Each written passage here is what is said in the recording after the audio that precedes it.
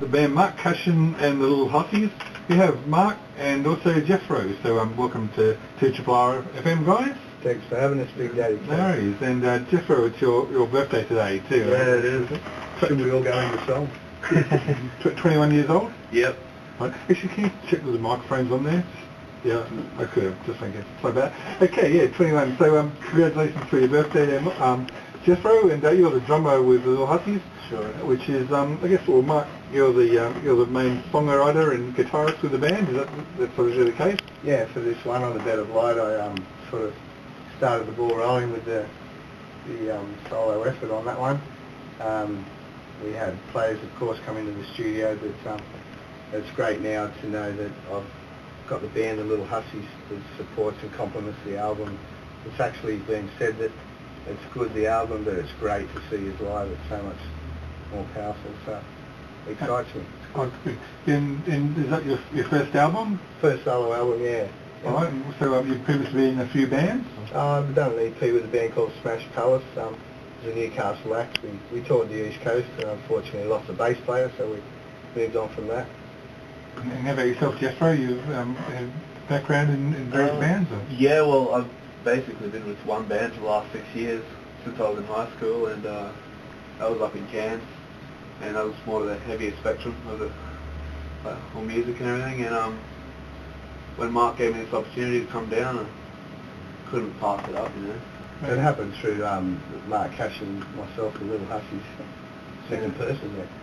We went to Cairns. We were invited by MMK Promotions from up in Cairns, which is a brilliant promotion company, Cashin and Andrews. And we done Rockfest 08. It was an American show. Karen actually acquired the license, and the show was ran at Frequency, and Jethro's band was on as well, Echoed Silence, and he was the outstanding, motivated member of the band. I thought we've got to have this guy down here. Right. So what's the music scene like up in Cairns? It's hard.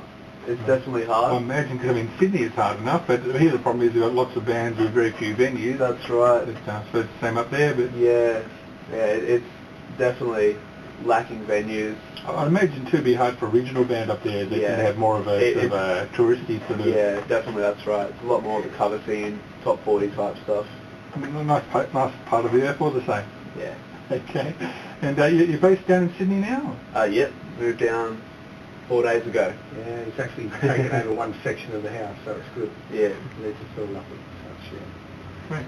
And you released this album, A Bed of Light, and how long ago did it come out? That was sort of like the beginning of the year. I signed to Foghorn Records, publishing distribution, of course.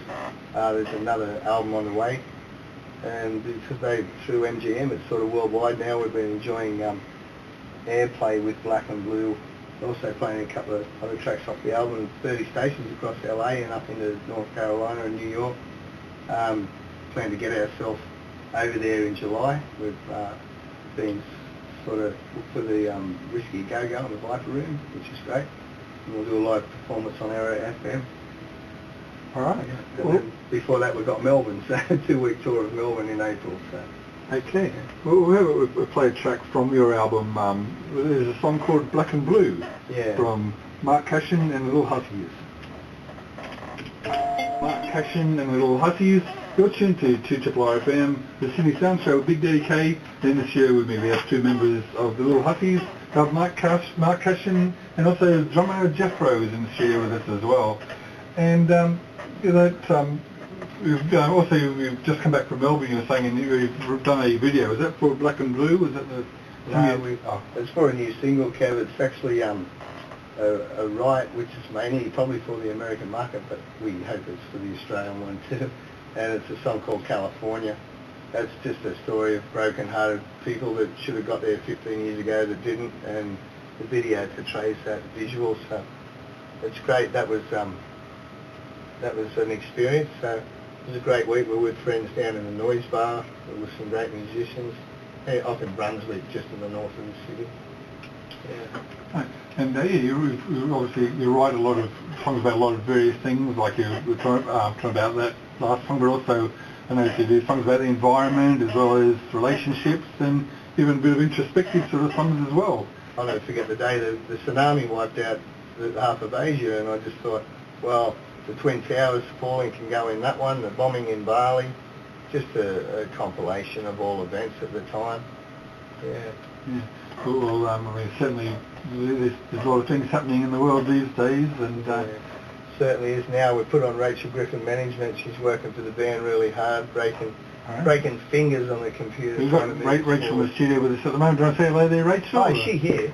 Hello, everyone. Oh, there you are. She's obviously doing a good job there. I know with the press release and sending out emails and things like that. So. Working tirelessly, so that's what we need.